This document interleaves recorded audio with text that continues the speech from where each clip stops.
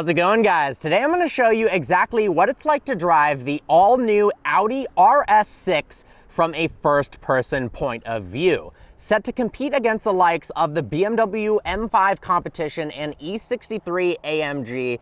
I'm so glad they finally brought the RS6 back to America, proving you can have a good-looking performance wagon that actually looks decent. The E63 looks a little bit like a dog going to the bathroom, and the M5 doesn't offer a wagon whatsoever. Now, under the hood of the RS6 is a 4-liter twin turbocharged V8, making 591 horsepower and 590 pound-feet of torque. That power is mated to an 8-speed ZF automatic transmission, and power is sent to all 4 wheels. Now, unlike the E63 or the M5, which have variable all-wheel drive, which can be switched all the way to rear-wheel drive, this has a permanent all-wheel drive setup. The cool part about this car, however, is it is not stock. It's been modified by VF Engineering. So now we've got downpipes and a tune, resulting in 750 horsepower. So the 0 to 60 on this thing has dropped from 3.5 seconds to 2.9 or 2.8 seconds. The first time I drove an RS6, I liked it, but I wasn't absolutely in love with the vehicle. I felt like it was a little more muted and not quite as exciting as the E63 or the M5 Competition, so I'm very excited to see in tune form. This is exactly how I would set it up. I love the matte black exterior. I love the fact that it's got downpipes and a tune, how this thing actually stacks up. Now, it's got some pretty cool exterior features, like these front wheels, for instance. If we take a look at the front wheels, now this particular car doesn't have the optional $8,500 carbon ceramic front brakes. But if you go for that brake option, it actually gives you the biggest front brakes of any car in the world. The brakes come directly off of the Lamborghini Urus, a much bigger vehicle. You've heard of 6-piston calipers, you've heard of 4-piston calipers, but the upgraded carbon ceramics on the RS6 come with 10-piston caliper front brakes.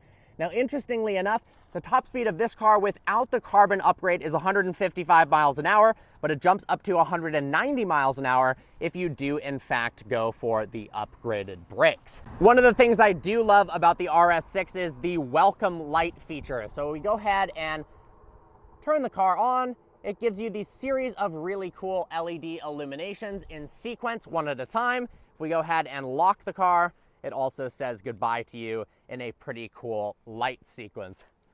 Look how beautiful the LED lights are in this. Little laser light warning, the nice little blue accents. Now, if you opt for the $6,300 carbon optics package, it gives you things like a full carbon fiber front splitter, side planes there, nice carbon fiber on the mirrors as well as side skirts, as well as carbon fiber on the rear diffuser. I love the rear end of the RS6. It's one of the car's best angles. Look at those massive exhaust tips in the rear. Now, if we go ahead and open this up to reveal 30 cubic feet of storage space, look at that, golf clubs, bags.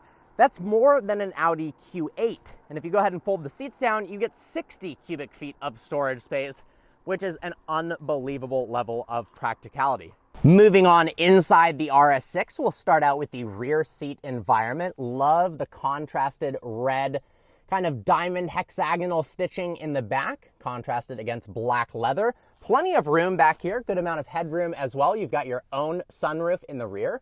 Front seats have their own sunroof as well. You've also got touchscreen climate controls back here, which is pretty nice. It is a nice place to be. Check out the door cards, beautiful carbon fiber. It actually has a 3D effect to it. You can feel the individual weaves, Alcantara, leather. Now let's go ahead and hop in the front seat of the RS6. This is one of 4 different color interior options to choose from. These are the standard sport seats. You can actually opt for comfort seats if you want, with 18 ways of adjustability and massage functionality. They just look a lot uglier. This is the better seat in my opinion. Go ahead and hop in the interior of the car. Let's go ahead and fire up that twin turbo V8. Oh, that sounds really, really good. Go ahead and shut this door here. The interior layout of the RS6 is absolutely gorgeous. I love the dash layout. It's got this kind of stepped approach to it, where it's vertical, flat, and then vertical again. We've got 3 large displays down here. You've got all of your climate controls, a large amount of customizations, cooled seats, it's pretty hot out right now. You also got heated seats as well. Now, I will say I'm not the biggest fan of the backup camera in this car. If you go ahead and put it into reverse and turn it, it gets a little bit distorted, particularly when it gets to be a sunnier area. It's not quite as clear as I would like. It's one of the few complaints I have about the car's interior. Check this out. I love the design for the tachometer. Now, it is customizable using this display here. So if we click view, we can get it into different locations. Now, it also has this button here, RS mode, which allows you to customize your driving mode to this program, like M1 or M2 mode on a BMW. We click that once, check that out. Vertical display, and if we click it twice, it'll put it into RS2 mode. Exhaust valves, baffles opened up right there. Nice paddles mounted to the steering wheel. Kind of small, but they feel really nice in your hand. I love the Alcantara wrapped steering wheel, shifting that 8-speed ZF automatic transmission. Now we'll go ahead and put this car into park. Go check out the display here because there are some pretty cool options. If we go into navigation, you can actually draw out your destination using the sketch pad. So right now, if we want to go down here and I want to go to Los Angeles, I can actually draw out Los Angeles. That worked pretty good. All right, guys, well, you want to see what this thing is actually like to drive out on the road, as do I. I believe they haven't coded this out. On a stock one, it has a kind of soft rev limiter at like 4,000 RPMs, which is super annoying. You can't really rev it from a standstill, but we'll try it in the tuned one. Look at that. You can rev the car now that it's tuned.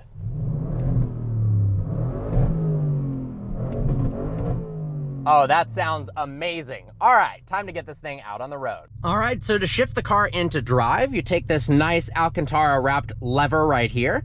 Go ahead and shift it downwards. You can also shift it over to the right if you want to manually shift using the lever itself instead of the paddles. The paddles are much better though, but that locks it into manual mode, which we will be using. You can select different driving modes using the drive select button here. There's automatic, comfort, we're going to put it back into dynamic mode, and you can also customize the Audi RS modes. So let's see, RS mode, sport, sport for the suspension, sport for the steering, present, not loud, present for the engine sound, and sport for the Audi Quattro differential. All right, we'll leave it in that mode right there, and off we go. Last time I drove the Audi RS6, I remember how comfortable this car was compared to the E63 and the M5. And initially, even though I'm in sport suspension mode, it rides so nicely. I drove over here in my Tesla Plaid, and in sport suspension mode, despite the fact that it's a bigger car than the RS6, this vehicle is a lot more comfortable. And then you put it into comfort mode and it's even more comfortable than that. Isolation from the outside road, super, super isolated. It's nice and quiet in here, although the exhaust does penetrate into the cabin now because we have those downpipes and a tune. Now, let's see what this thing is like when you pick up the pace. Oh my God, those downshift backfires.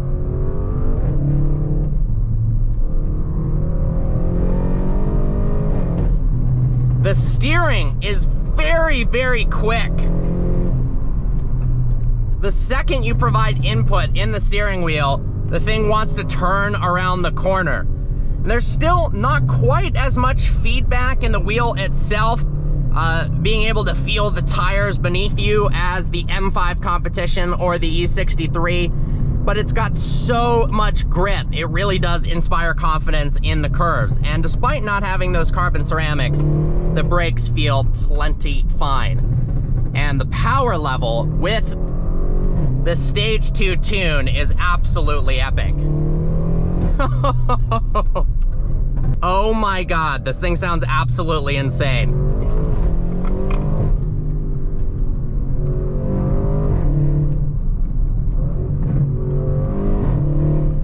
I think this car has changed my opinions of Audi RS6s a little bit. They're my favorite looking of the sports sedans from Germany. I think it looks nicer than the M5 competition or the E63, but I wasn't as much of a fan of the way the car actually drove. But with the tune and the downpipes, that extra sound and the extra power really does open up this car and make it come alive. And I am loving every second of the driving experience. We've got a nice heads-up display in front of me, showing me how fast I'm going, RPM, what gear I'm in, which is really nice.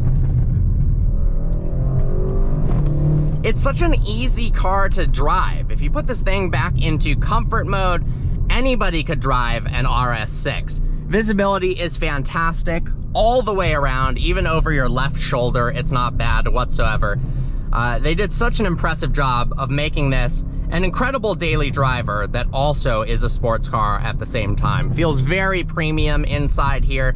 I don't love the dash layout quite as much as the E63, mostly because of the gorgeous dual ambient lighting that they have available at nighttime. I do think I like this more than the M5's interior. Each one of those cars just offers something that the other car doesn't. The E63 has my favorite interior, the Audi RS6 has my favorite exterior, I think the M5 has the best driving experience, but you really can't go wrong with any of the vehicles whatsoever. This thing truly is a lot of fun to drive. Wow.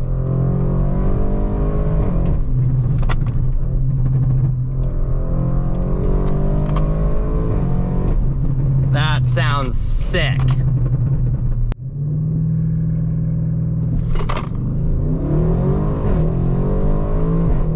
Wow. This thing is quick.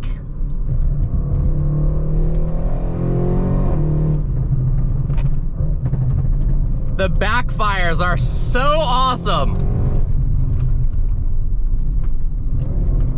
Special thanks to my buddy Shane for allowing me to drive his car. I reviewed his Evo a while back. I've got a link in the description to his channel. This thing really is awesome. Virtually no perceptible turbo lag whatsoever.